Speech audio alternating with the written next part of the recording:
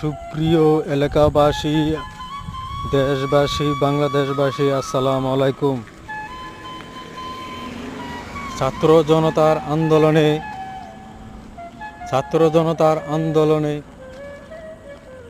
করে কোটার জন্য এই পর্যন্ত 5 আগস্টের পর থেকে এবং কি ছাত্র জনতার আন্দোলনের শুরু থেকে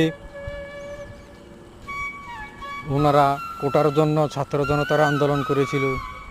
কোটার জন্য আন্দোলন করে ওনারা বাংলাদেশের মধ্যে মাঝখান দিয়ে আইয়া বলল কি স্বৈরাচার শেখ হাসিনার পদত্যাগ চাই।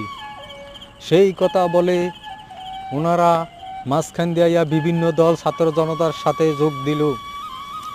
ছাত্র জনতারা ঠিক মতন গাড়ি ভাড়া পাইছে না,